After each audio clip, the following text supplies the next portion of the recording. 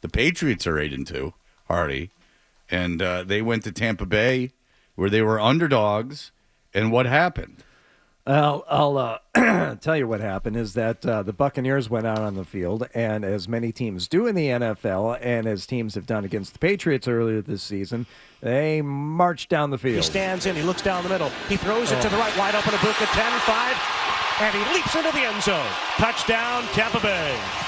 I guess you call that a busted zone coverage, because there's no way in hell you're not watching number 2. It's their number 1 receiver, Ibuka, with the top 2 dogs out, and you leave him wide open backside. It's not part of the read. Yeah, it was part of that whole drive, just allowing them to find Ibuka or just move the ball at will. I am no longer affected by these. I've said it so many times. Opening drives, teams look great. They've got their scripted plays. They go out there, they march down the field.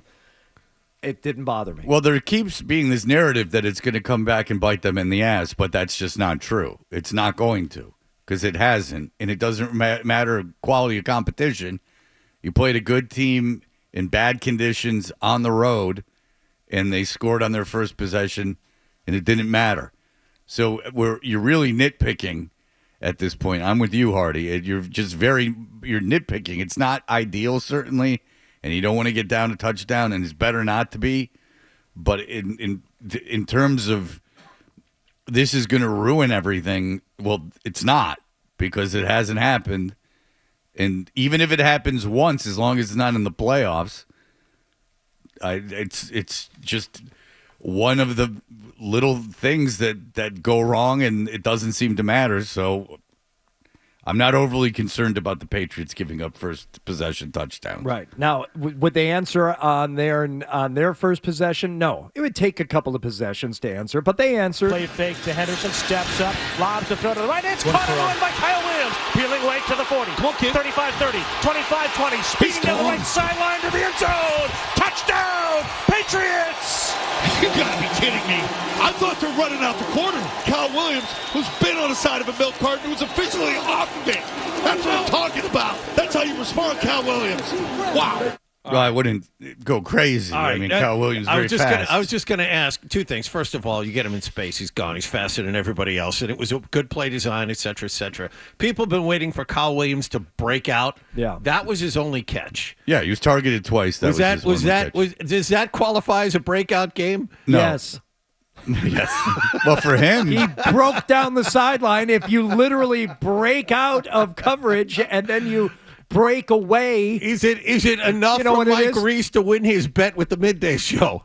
I don't think so. That was only. By the way, he wasn't even the fastest Patriot that day. No, he got beat by tenths of a second in terms of his top speed. Yeah, he wasn't even the fast. That wasn't even the fastest touchdown of the day. By the way, did you see how Tampa was defending the Patriots up until that pass? They were dropping 9 guys in the box. They were daring May to throw the football on them, and he looked a little nervous early. He sailed a few throws high. Everything, he looked, and Tony Romo was, it's the weather. No, I think he's passed the football in rain before, growing up on the East Coast of North Carolina. I think he might have played a few high school or college games in bad weather. He was nervous. It was a big game. He's on the road. He's already down. He was a little nervous, but then he hits the big play, and things change like they have for him all year.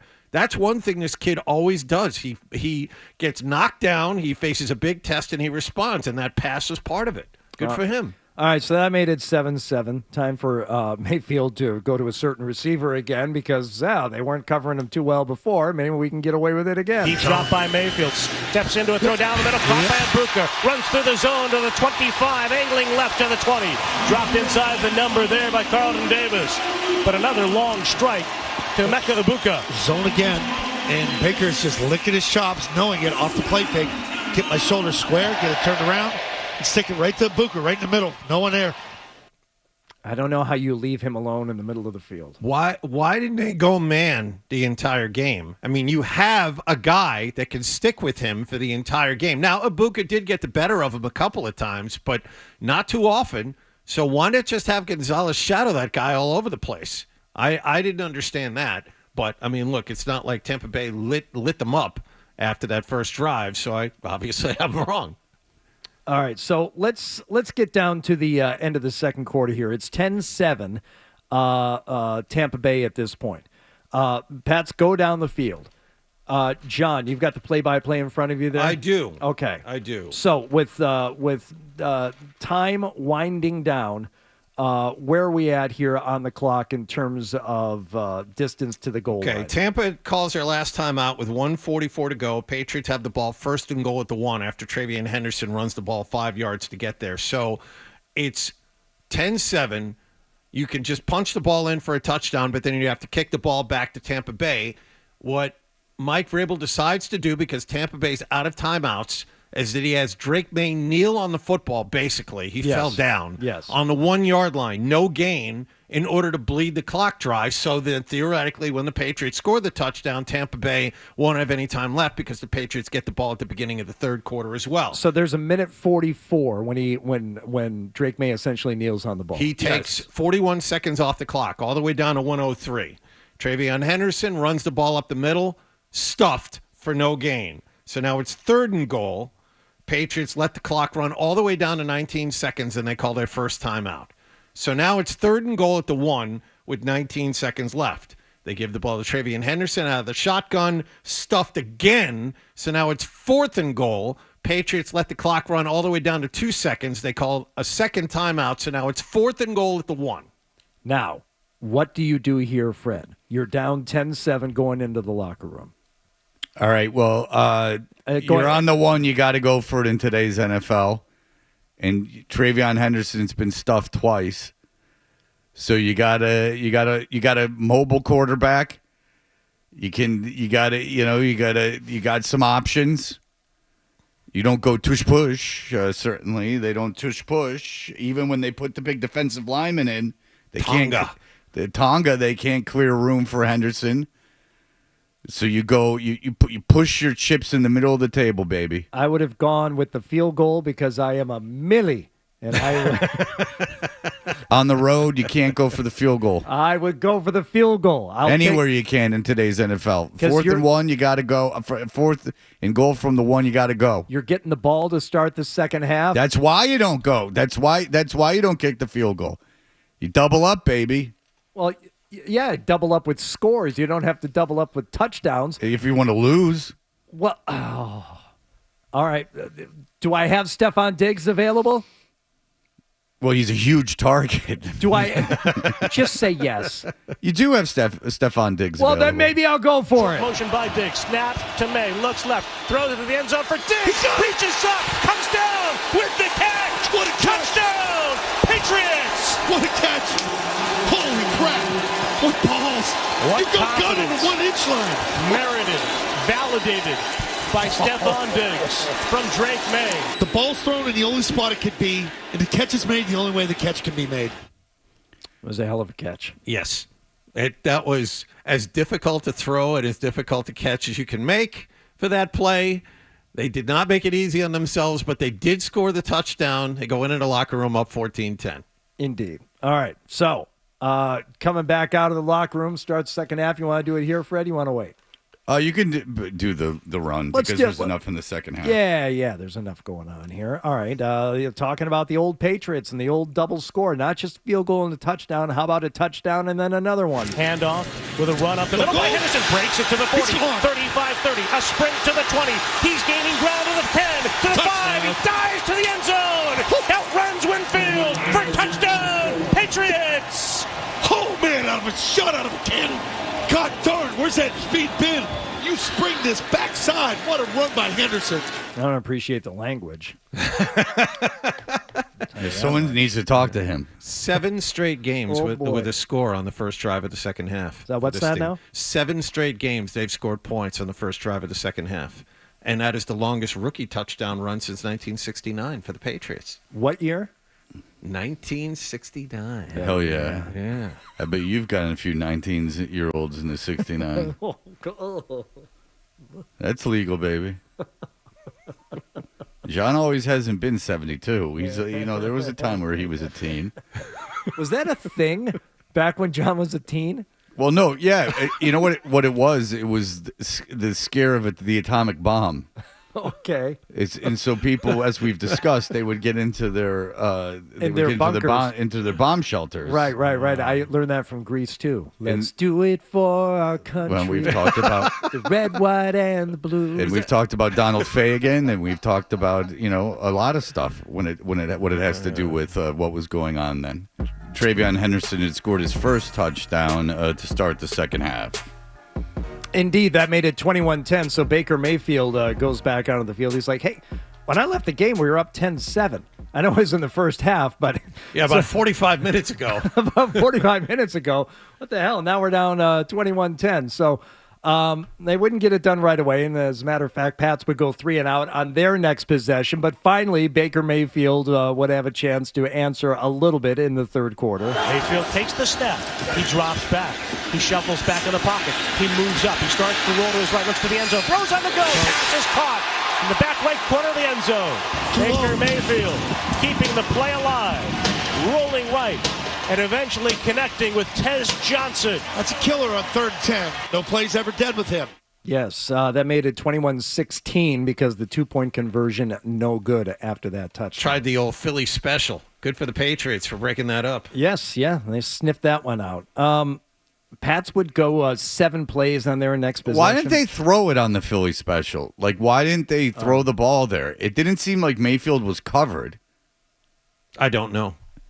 Maybe because Ibuka was under pressure.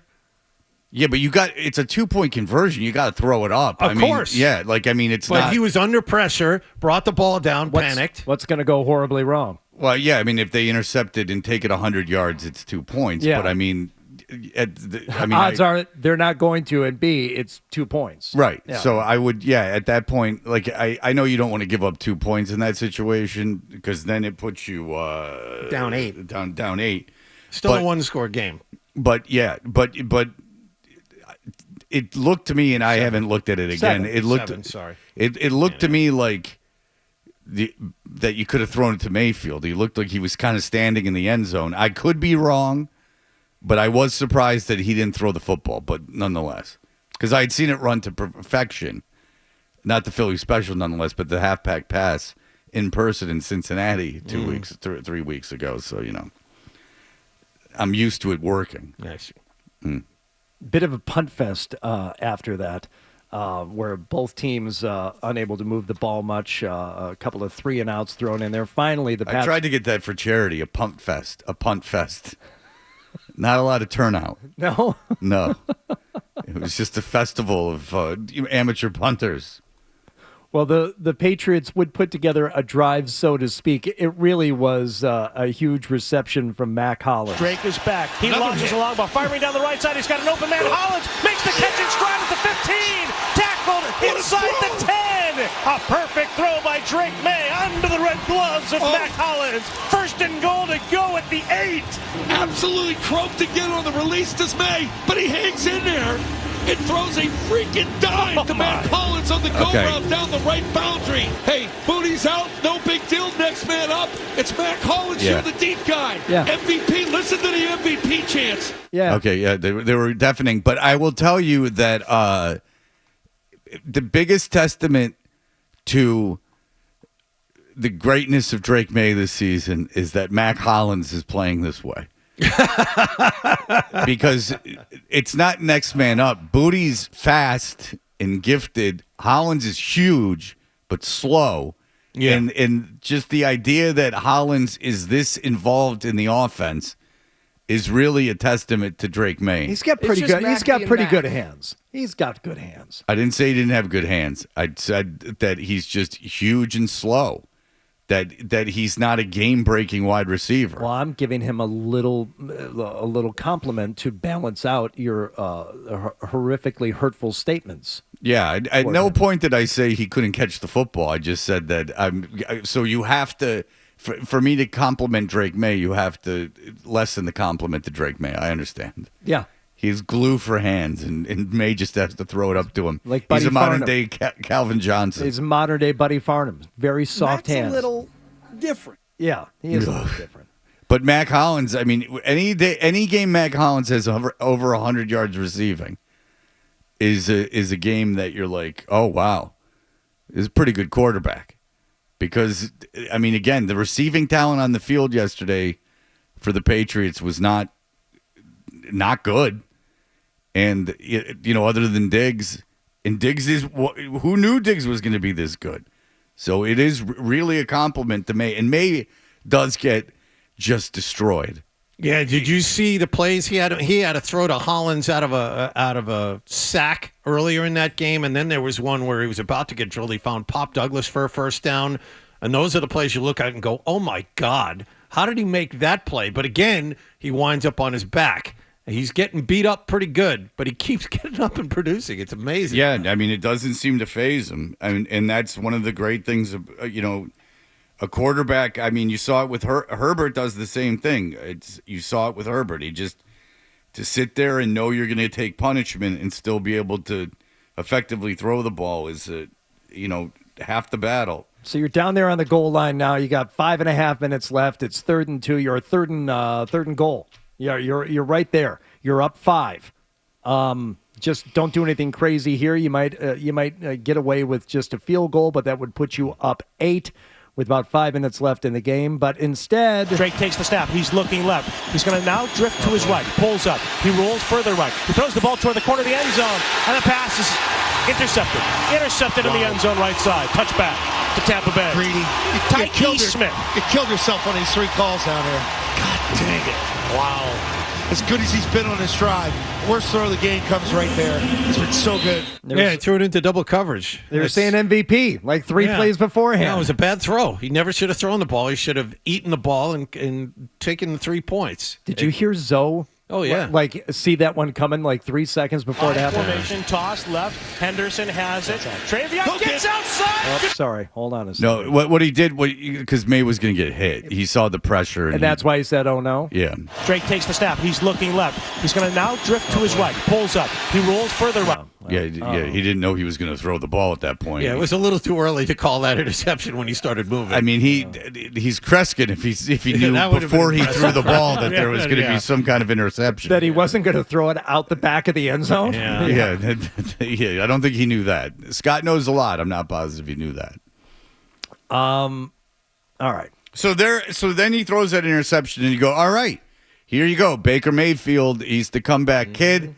This team does nothing but come back. This is why he's an MVP candidate. This is why he was the big favorite to win the MVP.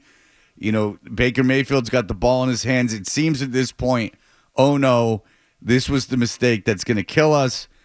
Now Tampa's got it. Now Tampa Bay is going to do some damage. He drove down the Mayfield. A blitz is coming. Mayfield's being pressured. Mayfield's being sacked. Chase on was the first one there. The ball shoveled free. He got it away. As he was being wrapped up, the Patriots make the tackle nonetheless on Rashad White at the 30-yard line. That takes some call, man. Aggressive play calling for the Patriots on offense and defense. Take some balls right there. 4th and 3. Yeah, that's a 4th and 3 play that goes as a negative completion, but it was a sack basically. Yeah. And that's the most impressive thing about this game to me from a Patriots perspective was what they did defensively against Tampa Bay. I mean, May makes a terrible mistake. You bend a little bit, they get it down to your 27 and you're able to stop them. Not many teams have been able to do that this season. It's also the aggressive play calling, as Bob was saying, on both sides of the ball. To have the confidence in this team to execute at a really tough time. The 4th down play, throwing to the back corner of the end zone on 4th down at the end of the half, and then to dial up pressure like that with the game on the line and Tampa with the ball on your 30. I mean, I don't think they would have made those aggressive play calls earlier this season. This is kind of evolving right in front of us. The players are executing at important times, and the coaches have the confidence to let them do that. A good team can do these kinds of things. Mm-hmm. And the Patriots get the ball back, so they're still up 21-16. High formation, toss left. Henderson has it. TreVeyon gets outside. Goodbye to the 50, to the 40, to the 30, to the 20, to the 10, to the house. Touchdown, Patriots. There's your ball game. 8-2, baby. Start the buses. We're coming back home on a short week. We need some sleep tonight, but we ain't getting any. Cause sleep's for losers. We said this before. We are back, man. 8-2, man. 11 straight weeks grinding. That's why Scott doesn't sleep, because he's a winner. Is that why? That's why I didn't sleep last night, because I'm a winner. Sleep is for losers. He's That's not right. a loser. He's the opposite. And everyone got a big kick out of TreVeyon Henderson looking to the sidelines to see that if he should score, a modest heads-up kid.